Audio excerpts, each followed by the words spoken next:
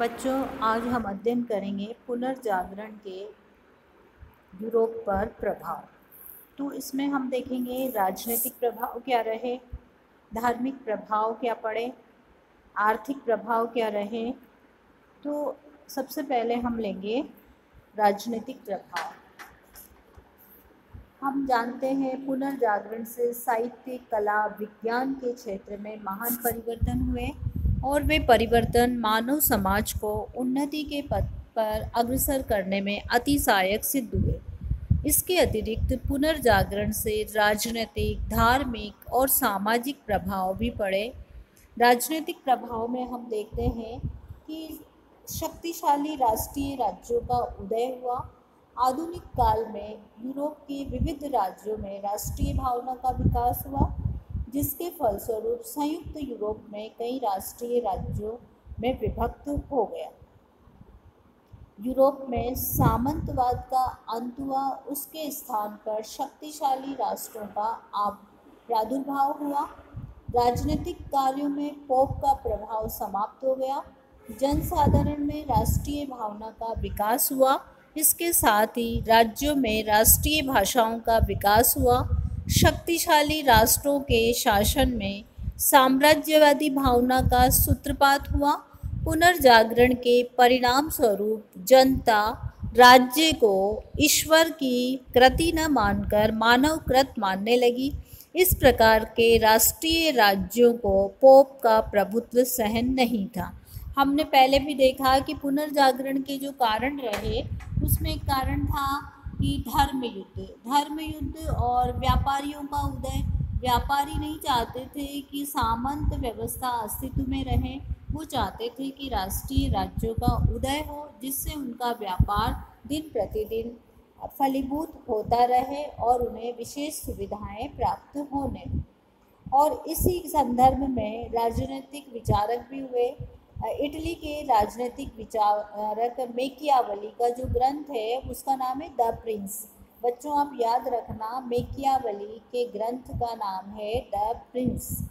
और ये आपके वन वर्ड में प्रश्न भी पूछा जा सकता है, और ये अभी नहीं, आप जब भी प्रतियोगी परीक्षाएं देंगे उसमें काम आएगा आपके कि मेकियावली कौन था, प्रमुख राजनीतिक विचारक था, और उसने कौन सा ग्रंथ लिखा और उसकी विषय वस्तु क्या थी।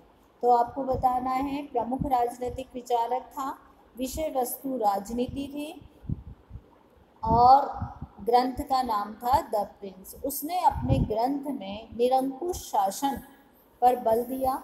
इसके विपरीत इंग्लैंड के थॉमस मोर ने अपने ग्रंथ जो है, थॉमस मोर भी एक वैज्ञानिक जो है राजनीतिक विचारक हुए, और उन्होंने अपना ग्रंथ लिखा यूटोपिया। यूटोपिया का अभिप्राय होता है काल्पनिक राज्य, आदर्श राज्य की कल्पना उसके अंदर की गई। वो इंग्लैंड में इस प्रकार की शासन प्रणाली स्थापित करना चाहता था जिसमें युद्ध, दरिद्रता, अन्याय का कोई स्थान नहीं हो, पर पुरस्कार में उसे मृत्युदंड ही प्राप्त हुआ। तो हमने देखा कि दो प्रमुख विचारक इस समय राजनीतिक रूप से सक्रिय रहे, जिन्होंने राष्ट्रीय राज्यों, निरंकुश राज्य और काल्पनिक राज्य को चित्रित करके सामंतवाद के पतन की घोषणा में अपना योगदान दिया। यद्यपि उनके जो ग्रंथ लिखे गए उनको कोई विशेष प्रोत्साहन पुरस्कार नहीं दिया गया, वरन उन्हें मृत्युदंड से नवाजा गया। अब बच्चों, हम जानेंगे धार्मिक प्रभाव। इसके धर्म पर क्या क्या प्रभाव पड़े, किसके, पुनर्जागरण का धर्म पर क्या क्या प्रभाव दृष्टिगोचर हुआ, उसको हम देखेंगे। जनता का धार्मिक अंधविश्वास क्षणे क्षणे दूर होने लगा। पोप का प्रभाव भी जनता पर से धीरे धीरे घटने लगा, और वे यूरोप में धर्म सुधार आंदोलन आरंभ करने लगे।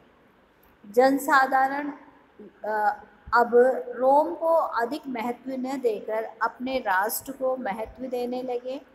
राष्ट्रीय चर्च की स्थापना करने लगे शासक वर्ग। लोग अब अपने स्वतंत्र चिंतन में धर्म की भीति स्वरूप नहीं देखना चाहते थे। जब विचारों में परिवर्तन आया, धर्म के प्रति जो उनके मन में अंधविश्वास पोप के द्वारा, पादरियों के द्वारा भरा गया था कि ये जीवन उनके लिए कोई मायना नहीं रखता और उसको जो है जनसाधारण को या यूरोप के लोगों को केवल और केवल दूसरे लोक के लिए अपने आप को तैयार करना है, इसके लिए अधिक से अधिक दान चर्च को देना है, पोप को देना है। तो ये जो भ्रांतियाँ उनके दिल दिमाग में पोप के द्वारा बिठा दी गई थी, वे पुनर्जागरण के द्वारा उन्हें धीरे धीरे समाप्त किया जाने लगा। लोगों में स्वतंत्र चिंतन का और एक बौद्धिक विकास हुआ और जिसके परिणाम स्वरूप वो धर्म की सही व्याख्या जानने लगे और ये जानने लगे कि सही क्या है और गलत क्या है।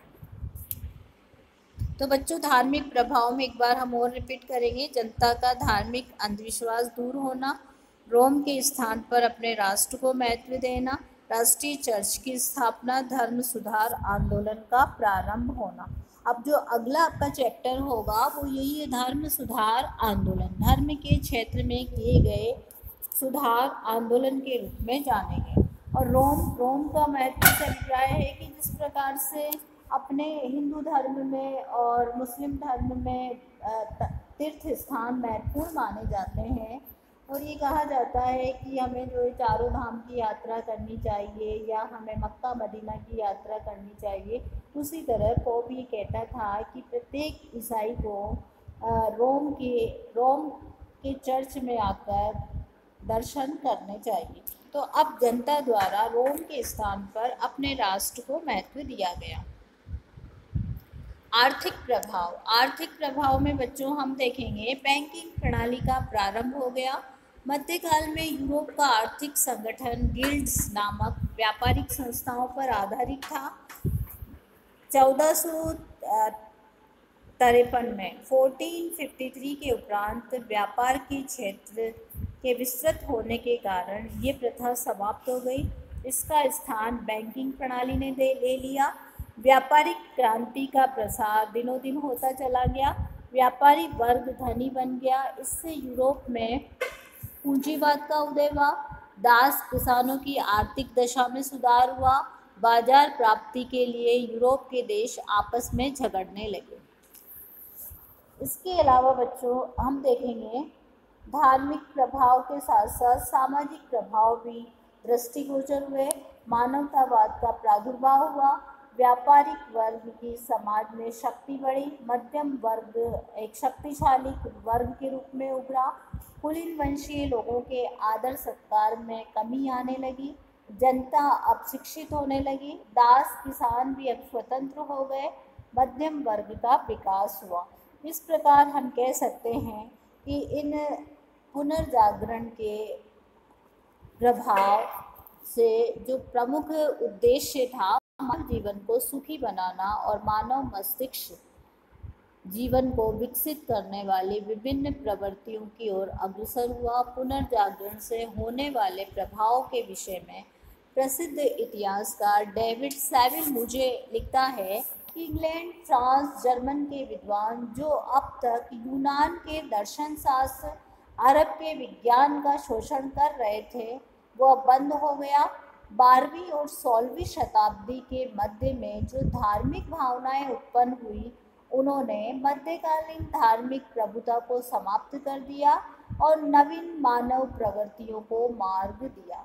इस प्रकार बच्चों आज की क्लास में हमने जाना पुनर्जागरण के राजनीतिक, धार्मिक, आर्थिक और सामाजिक प्रभाव।